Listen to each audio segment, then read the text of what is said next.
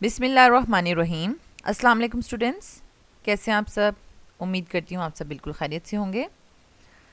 Students, आज की video बहुत ज़्यादा इंपॉर्टेंट है क्योंकि इसमें हम डिस्कस करेंगे federal board second annual 2022 11th chemistry का सब्जेक्टिव सोल्यूशन।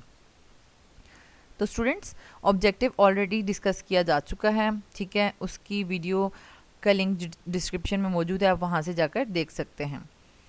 तो ये सब्जेक्टिव सोल्यूशन डिस्कस करने का मकसद क्या है कि बहुत सारे स्टूडेंट्स को पेपर अटैम्प्टेशन में प्रॉब्लम आती है। वो कहते हैं कि हमें पेपर अटैम्प्ट करने का तरीका नहीं आता, हमें क्वेश्चन का आंसर आ रहा होता है लेकिन हमें नहीं पता चलता कि उसको कैसे अटैम्प्ट करना है ताकि हमें फुल मार्क्स मिल सकें, ठीक है। ये चीज़ आपने नोट करनी है। और दूसरी चीज़, साथ साथ आपको टिप्स एंड ट्रिक्स बताई जाएंगी कि कैसे आपने प्रॉपर आंसर लिखकर अपना टाइम बचाना है, ठीक है। साथ साथ इसलिए आपने ये वीडियो फुल देखनी है, बीच में स्किप नहीं करनी, ठीक है। साथ साथ आपको टिप्स एंड ट्रिक्स जो है वो डिस्कस की जाएंगी। स्टूडेंट्स, जैसा कि आप देख रहे हैं कि सेक्शन बी में टोटल आपको 14 क्वेश्चन अटैम्प्ट करने होते हैं आउट ऑफ 20, ठीक है।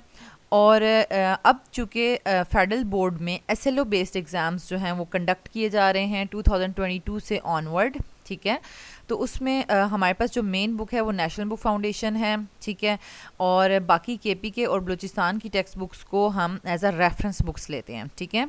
जो भी लेक्चर्स रीसेंट लेक्चर्स अपलोड हो रहे हैं मेरे चैनल पर भी, उसमें क्या होता है कि मैं जो भी लेक्चर बना रही हूँ इन तीनों बुक्स को मिलाकर बनाती हूँ, ठीक है। यानी main book national book foundation होती है और अगर KPK और बलूचिस्तान में कुछ एडिशनल पॉइंट्स हैं तो वो भी ऐड कर दिए जाते हैं।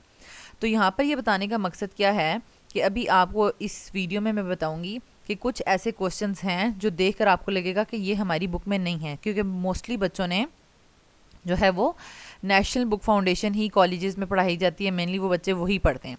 तो वो कहते हैं ये क्वेश्चन कहाँ से आ गया, ठीक है। तो वो मेनली क्वेश्चन क्या होता है, या तो KPK की बुक में से उठाया गया होता है या बलूचिस्तान की बुक में से, ठीक है। तो मींस के इन बुक्स को रीड आउट आपने ज़रूर करना है, ठीक है। मेन बुक आप एक ही रखें, नेशनल बुक फाउंडेशन। जब आप उसमें से टॉपिक्स तैयार कर लें तो KPK और बलूचिस्तान की बुक्स में से वो टॉपिक एक दफ़ा रीड आउट कर लें। अगर कोई एडिशनल पॉइंट है तो आपने नोट ज़रूर करना है, ठीक है।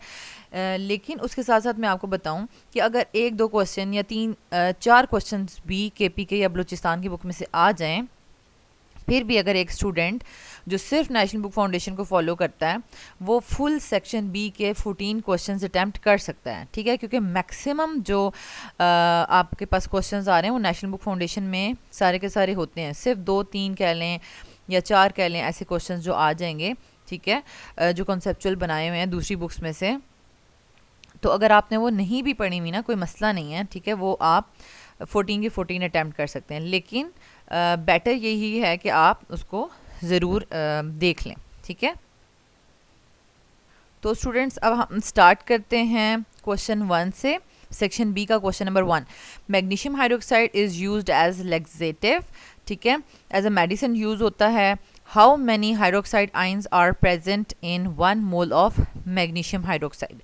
अब ये आपके पास क्वेश्चन है, सबसे पहले तो आप डाटा लिख लें, ठीक है। यानी सिंपल है, ये आपने 9th-10th में भी हाइड्रोक्साइड आइंस यानी number of ions find out करने का फॉर्मूला आपने किया हुआ है, ठीक है, 9th में भी। ये तो बहुत ही इजी, मतलब मुफ्त के नंबर थे ये। यानी मोल्स आपको दिए हुए हैं, 1 मोल है, ठीक है, मैग्नीशियम हाइड्रोक्साइड का, और number of hydroxide ions find out करने हैं, ठीक है। लेकिन इसके लिए करना क्या है, सबसे पहले आपने इक्वेशन लिखनी है, क्योंकि अब होता क्या है कि स्टूडेंट्स इक्वेशन अगर बैलेंस लिखेंगे तो उनको यहाँ पर देखें, बैलेंस इक्वेशन में 2 हाइड्रोक्साइड आइंस जो हैं वो प्रोड्यूस हो रहे हैं 1 मोल ऑफ मैग्नीशियम हाइड्रोक्साइड से। तो ये यहाँ से आपने जो है वो उसको सॉल्व करना स्टार्ट करना है। 1 mole of magnesium hydroxide ions contains hydroxide ions कितने हैं, 2 मोल्स प्रेजेंट हैं। सो अब आपने मोल्स से नंबर ऑफ हाइड्रोक्साइड आइंस तो इजीली निकाल सकते हैं, उनको एवोगैड्रो से मल्टीप्लाई करेंगे, ठीक है। तो उससे मल्टीप्लाई किया आपने और ये आपके पास आ गया 1.204 10⁻24 आइंस, ठीक है। ये आपने साइंटिफिक नोटेशन में लिखना होता है, तो फर्स्ट नॉन ज़ीरो के बाद आपने ये जो पॉइंट होता है इसको लेकर आना होता है, ठीक हो गया। ये तो ईजी सा था। नेक्स्ट आपके पास आ जाता है question number 2, enlist any 3 factors responsible for the low yield of a product in a chemical reaction performed in the laboratory. तो जब भी आपको बताया जाता है कि भाई पहला चैप्टर तैयार कर लें तो उसमें दो ही बातें कही जाती हैं। एक तो कहा जाता है कि न्यूमेरिकल आना चाहिए आपको, ठीक है, मेन, यानी अगर आपको यील्ड या लिमिटिंग रिएक्टेंट वाला अगर आपको न्यूमेरिकल आता है तो आप कोई भी न्यूमेरिकल सॉल्व कर सकते हैं। दूसरा, आपको यील्ड में से ये वाला क्वेश्चन बताया जाता है कि ये बड़ा इंपॉर्टेंट है, तो इसका मतलब है बड़ा इंपॉर्टेंट क्वेश्चन पूछा है, तो आपने सिंपल 3 पॉइंट्स लिख देने हैं, ठीक है। Formation of by products due to side reactions, ठीक है, इस वजह से आपके पास यील्ड कम आती है।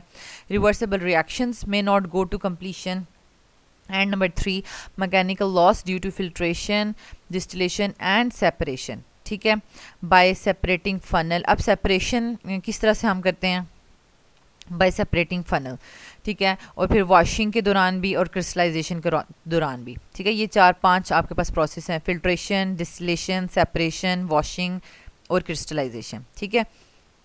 और इन पॉइंट्स को याद करने के लिए मैंने एक आपको शॉर्ट हैंड भी बताई हुई थी कि आपने ये जब मैंने लेक्चर में पढ़ाया था BRM, ताकि आपको पॉइंट्स ना भूलें, ठीक है। By product formation, reversible reaction and mechanical loss, ठीक है। तो ये हर स्टूडेंट अपनी अपनी भी हिंट्स रख सकता है, ठीक है। नेक्स्ट आपके पास आ जाता है question number 3, state Hund's rule, how it is helpful in determining the filling of electrons in the atomic orbitals. अब ये जो बात पूछ ली है ना, ये भी बड़ी इंपॉर्टेंट है, ये भी बहुत सारे बच्चों को अटैम्प्ट करनी नहीं आती। भाई ये क्यों इंपॉर्टेंट है? एटॉमिक ऑर्बिटल्स यानी एक एटम है, उसके ऑर्बिटल्स में अगर हम इलेक्ट्रॉन फिल करेंगे तो हुंड्स रूल क्यों इंपॉर्टेंट है? अगर हम हुंड्स रूल को फॉलो नहीं करेंगे तो क्या होगा, ठीक है। तो सबसे पहले तो आपको हुंड्स रूल समझ आना चाहिए, इसलिए आपने उसकी पहले डेफिनेशन लिखनी है। According to this rule, if orbitals of same energy are available, ठीक है, then electrons will go in separate orbitals with the same spin rather than in the same orbital with opposite spin। यहाँ पे बहुत ज़्यादा detail discussion नहीं करूँगी क्योंकि ये ऑलरेडी मैं जब चैप्टर ये वाला पढ़ाया था तो डिटेल से डिस्कशन कर चुकी हूँ, ठीक है। आप डिस्क्रिप्शन में इस वीडियो का लिंक मौजूद है, अगर आपने नहीं इसको समझा हुआ तो आप समझ सकते हैं, ठीक है, वहाँ से जाके। फिर आपने देखें एग्जाम्पल ज़रूर देनी है, ठीक है। ये अब आपने ऑक्सीजन का बताया हुआ कि इसका 8 इसके इलेक्ट्रॉन्स होते हैं, तो ये फर्स्ट जो है ना ये इनकरेक्ट यहाँ पर हुई हुई है, ठीक है, फिलिंग, क्योंकि देखो जब 3 आपके पास ऑर्बिटल्स थे तो फर्स्ट में 2 और सेकंड में 2 और ये पूरा का पूरा एम्प्टी रह गया, ऐसा नहीं होगा, ठीक है। इसी तरीके से आपने नाइट्रोजन का भी इनकरेक्ट और करेक्ट बताना है, ठीक है। और अब ये लास्ट पॉइंट आप ज़रूर लिखेंगे क्योंकि ये second half of the question में पूछा गया है। It is helpful in determining the filling of electrons in atomic orbitals, क्योंकि उससे हम क्या कर सकते हैं? प्रेडिक्ट कर सकते हैं वैलेंसी ऑफ एन एलिमेंट, ठीक है। क्योंकि क्या होता है? Because the number of unpaired electrons gives the valency of that element. अब देखें ये कितना इंपॉर्टेंट है, क्योंकि अब अगर ये इनकरेक्टली फिल किया जाएगा तो अब यहाँ पर आपको कोई भी अनपेयर्ड इलेक्ट्रॉन ऑक्सीजन में नज़र नहीं आ रहा, तो हम कहेंगे ऑक्सीजन की वैलेंसी जो है वो 0 है, ठीक है। लेकिन यहाँ पर ऑक्सीजन की वैलेंसी जो है वो 2 शो हो रही है। तो एटॉमिक ऑर्बिटल्स में according to Hund's rule electrons fill करने का क्या फ़ायदा है कि उससे हम वैलेंसी प्रिडिक्ट कर सकते हैं, ओके। तो लास्ट में आप बता सकते हैं कि एक तो आप एटॉमिक ऑर्बिटल्स को भी फिल कर सकते हैं इनसे, ठीक है, और उसके साथ साथ आप यही रूल अप्लाई कर सकते हैं to hybridised and molecular orbitals. तो यहाँ आपका ये क्वेश्चन कंप्लीट हो जाता है, आपके फुल मार्क्स आएंगे। नेक्स्ट आपके पास आ जाता है क्वेश्चन नंबर 4, मॉजले स्टडीड एक्सरेज इन 1913, ठीक है, right conclusions of his studies. तो आपने जो है इसकी कंक्लूजन्स लिखनी हैं, तो एक लाइन आप नॉर्मली स्टार्ट में बताएंगे मॉजले की कि उसने क्या किया था, ठीक है, उसके बाद कंक्लूजन्स बताएंगे। अब आप बताएंगे कि in 1913 to 1914 an English scientist Moseley studied the X rays emitted by various metals, और उसने 38 डिफरेंट एलिमेंट्स यूज़ किए थे और उसकी रेंज वेवलेंथ की क्या थी 0.4 से 0.08 एंगस्ट्रॉम, ठीक है। और उसने क्या चीज़ नोट की थी? ये चीज़ नोट की थी कि फ्रिक्वेंसीज ऑफ एक्सरेज, यानी डिफरेंट जब मेटल्स यूज़ कर रहा था ना तो डिफरेंट फ्रिक्वेंसीज की एक्सरेज प्रोड्यूस हो रही थी, और वो क्या था? Are directly proportional to the number of protons in the nucleus of the target atom. इसकी भी वीडियो डिटेल आप जाके चैप्टर प्लेलिस्ट में से देख सकते हैं, ठीक है। ये यानी स्टार्टिंग आपने इसकी क्वेश्चन की इस तरह से लिख के अब आपने कंक्लूजन की हेडिंग देनी है, ठीक है। उसमें 3 कंक्लूजन है, ये तो पूरी की पूरी आपने लिखनी है, ठीक है। क्या है, द एमिटेड रेज आर, अब जो लिखने का स्टाइल है, अटैम्प्ट करने का स्टाइल चेक कर लें, इससे चीज़ आपको भूलती भी नहीं है और आप सारी की सारी प्रॉपरली आंसर भी कर लेते हैं, ठीक है। They are the emitted rays are classified into 2 groups, ठीक है। ये 2 ग्रुप्स हैं, one with shorter wavelength, one with longer wavelength, K और एल सीरीज। दूसरी है क्या है, wavelength of emitted x rays decrease with increase in atomic number of target material, यानी जितना एटम का साइज, मेटल एटम का साइज बड़ा होता रहेगा, ठीक है, तो उसमें से उतनी ही स्मॉलर वेवलेंथ की एक्स रेज जो हैं यानी फ्रिक्वेंसी जो है वो बढ़ती रहेगी, ठीक है। वेवलेंथ कम होती रहेगी और मतलब छोटी वेवलेंथ और हाई एनर्जी की रेज जो है वो इमिट होंगी, ठीक हो गया। और लास्ट पॉइंट फिर आपने लिखना है, the relationship between the frequency of a particular line in a x ray and the atomic number of the element is given by, ये इक्वेशन लिखनी है। तो ये इक्वेशन भी स्टूडेंट्स भूल जाते हैं, ठीक है, यानी इसमें स्क्वायर रूट था नहीं था, किसके ऊपर था, और then this is called Moseley's law, this law states that, ठीक है, ये लाइन एंड पे आपने लिखनी है, the frequency of a spectral line in an X ray spectrum varies as the square of the atomic number and an element emitting it, ठीक है। इसकी डिटेल भी आप वीडियो में जाकर देख सकते हैं।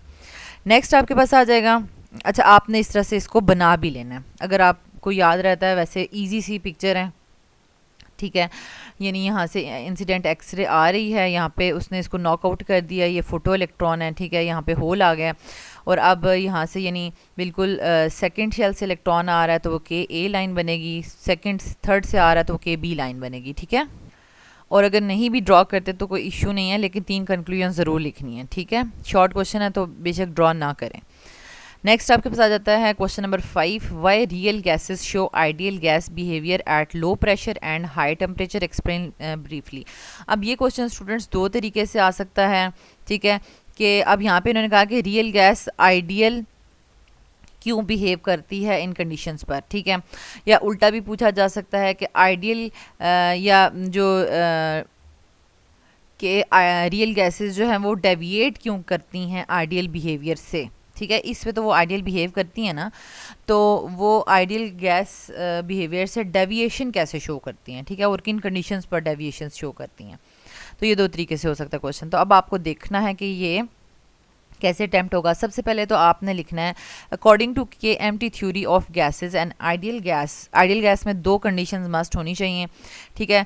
Ideal gas should have no attractive और repulsive forces between their molecules, और दूसरा ये है, the volume occupied by the molecules is negligible as compare to the total volume of the container, यानी उसका अपना गैस का वॉल्यूम इतना छोटा होना हो, जैसे कि अगर हम यहाँ पर शो करें, ठीक है, तो इसमें यानी पूरा अगर गैस का कंटेनर इतना बड़ा है, ठीक है, और इतना सा हम साइड पे इसका गैस का टोटल गैस के मॉलिक्यूल्स का वॉल्यूम शो करें, तो हम कहेंगे ये इतना स्मॉल है कि पूरे वॉल्यूम ऑफ द कंटेनर के मुकाबले में ये इतना सा जो है वो नेग्लिजिबल हो गया, ठीक है।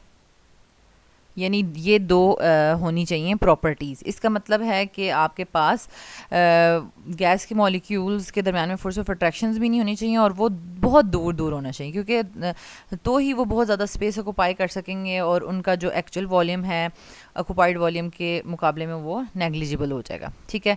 अब आपने बताना है, so real gases can show ideal gas behaviour at low pressure and high temperature because, अब आपने दोनों कंडीशंस पे बताना है कि लो प्रेशर पर क्या होता है। At low pressure actual volume of the gas molecule is very small as compare to the volume of the container. अब इसका क्या मतलब हुआ कि ये देखें, अगर आपके पास लो प्रेशर है तो आपके पास पिस्टन इस तरह होगा, ठीक है, इतना दूर, और अगर आपके पास हाई प्रेशर होगा तो पिस्टन यहाँ कहीं होगा, ठीक है। तो अब यहाँ पर क्या होगा, यानी अब यहाँ पर volume, actual volume occupied volume के मुकाबले में नेग्लिजिबल हो सकता है, लेकिन यहाँ पर नहीं हो सकता, ठीक है, क्योंकि यहाँ पर जो आपके पास वॉल्यूम है और वॉल्यूम ऑफ द कंटेनर भी इतना स्मॉल है कि आपस में ओरिजिनल वॉल्यूम उसके मुकाबले में नेग्लिजिबल नहीं हो सकता, ठीक हो गया। So the volume occupied by the molecules is negligible as compare to the total volume of the container. ये कब होता है? लो प्रेशर पर, ठीक। और लास्ट में आपने हाई टेम्परेचर पर बताना है कि हाई टेम्परेचर पे रियल गैस जो है वो आइडियल बिहेव करती है, क्योंकि उसके हाई टेम्परेचर पे होता क्या है कि मॉलिक्यूल्स के पास बहुत ज़्यादा काइनेटिक एनर्जी आ जाती है और वो बहुत फास्टली मूव करते हैं, और फास्टली मूव करने की वजह से उनके दरम्यान में फोर्स ऑफ अट्रैक्शंस या रिपल्शंस डेवलप नहीं हो पाती। तो इसको आपने लिखना कैसे है? At high temperature, the kinetic energy of the gaseous molecules is very high, so the attractive forces between them are negligible. Okay students, अब यहाँ पर हमारे पास जो है वो फिफ्थ क्वेश्चन यहाँ पर एंड हो गया है, और नेक्स्ट वीडियो पार्ट में हम जो है वो सिक्स्थ क्वेश्चन से ऑनवर्ड डिस्कस करेंगे। और साथ साथ मैं बता दी चलूँ कि इन जो भी सेक्शन बी और सेक्शन सी का पीडीएफ जो है वो आपको वेबसाइट पे भी मिल जाएगा easychem4u.com पे। Okay, thank you so much student for watching this video. अगर आपको ये वीडियो अच्छी लगी है तो आप इसको ज़रूर लाइक करें और दूसरे स्टूडेंट्स के साथ भी शेयर करें। Thank you.